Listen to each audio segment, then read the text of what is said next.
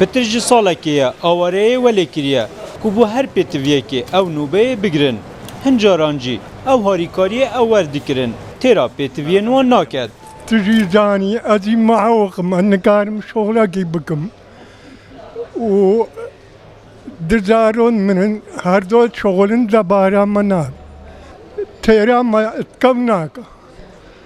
یعنی ام پیت قدین و ام پی ناقدی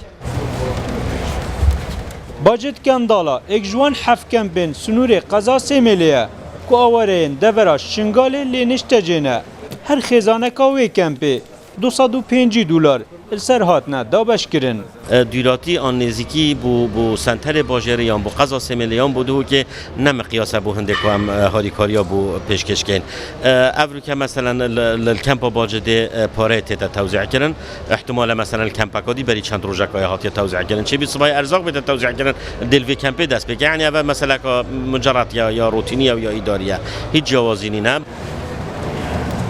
$1,200,000 السر 4,800 آورین کردین ازیدی و مسلمان و مسیحی دا اشلای ولات ایتالیا و به هفکاری یو اینه هاتنه دابش کرن ایتالیا ناخازید آورین باشور کردستان کوچ بکن As you said, we are living here, so we have to. أجل فريتشيم الناف خلكي كردستاني أدفت أم همي بيك فابشين جيانا في خلكي الفيري ريك بخين داكو أفين ناف كامبا دادجين هزر تندي دابكن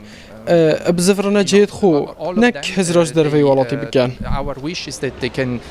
leave the camps, but not to go to other countries, but to go back to their homes.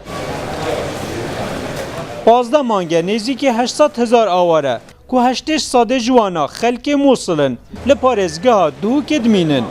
جانوانل سر هاریکارین حکمتی و رکخراوین نیف دولتی و جمارکا ولاتین جهانیه ایتالیا وکو ایک جنیزیکترین ویزگه بوان پنابرین قصد اوروپات کن اتشب و روژه که دا بصدان کجبر دیگه نوی ولاتی اول ویریجیل باشور کردستانه ایتالیا هاریکاریا السر آواریان دابش دیکت ناصر علی روداو کمپا باجت کندالا